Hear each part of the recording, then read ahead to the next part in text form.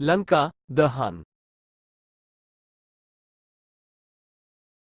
सीता माता को छुड़ाने के लिए हनुमान जी ने रावण की लंका का दहन किया था। आज हम उसकी कथा सुनेंगे।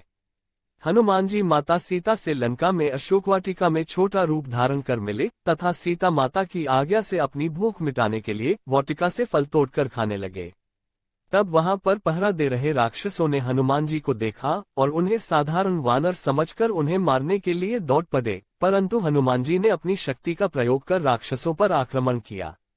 कुछ राक्षस अपने प्राण बचाकर रावण के समक्ष पहुंचे तथा उन्होंने रावण को समाचार दिया कि एक वानर ने अशोक वाटिका को उजाड़ दिया है तथा बहुत से राक्षसों को भी मार दिया है।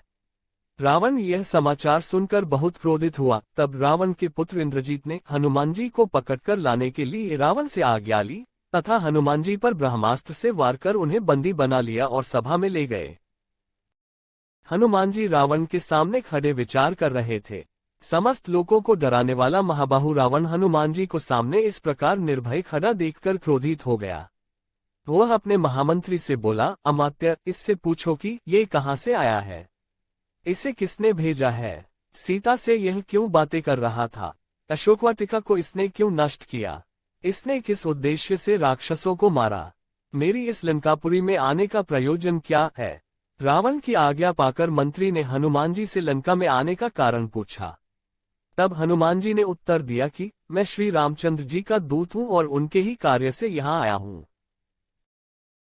हनुमान जी ने कुछ क्षण शांतभाव से सभी की ओर देखा और आगे कहा, मैं किष्किंधा के परम पराक्रमी राजा सुग्रीव का दूत हूं।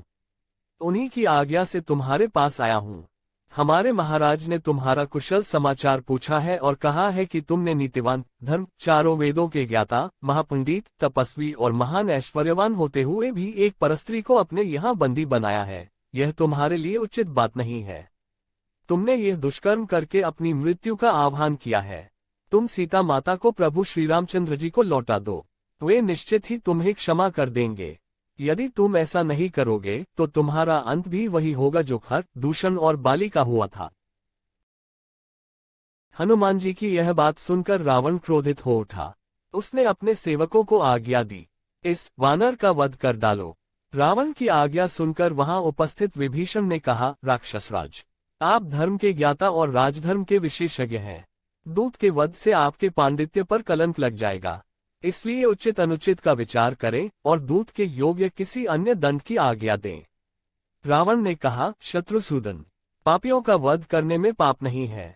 इस वानर ने वाटिका का विध्वंस तथा राक्षसों का वध करके पाप किया है, इसलिए मैं इसका वध करूंगा।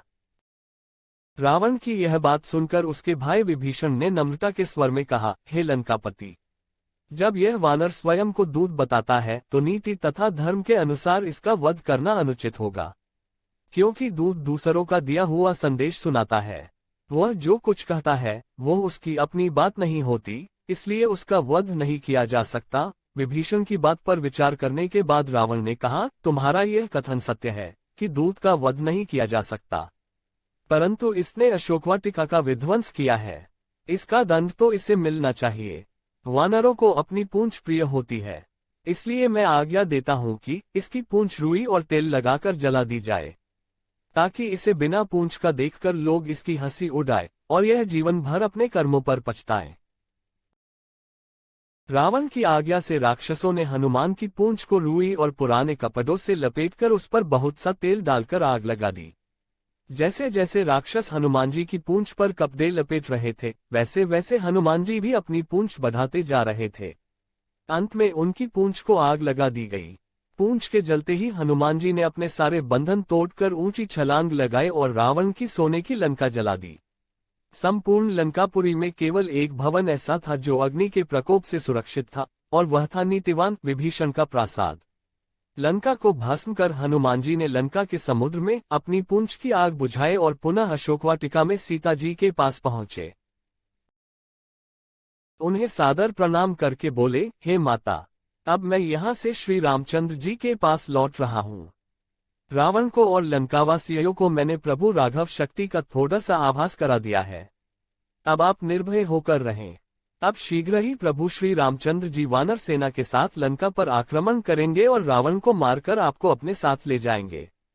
विशाल सागर को पार करते हुए हनुमान वापस सागर के उस तट पर पहुंचे जहां प्रभु श्रीराम जी थे। हनुमान ने वहां पहुंचकर सबका अभिवादन किया और लंका का समाचार सुनाया। सभी वानर प्रभु श्रीराम जी तथा पवन सुत की जय जयकार करने लगे। संपूर्ण वीडियो देखने के लिए दिल से धन्यवाद।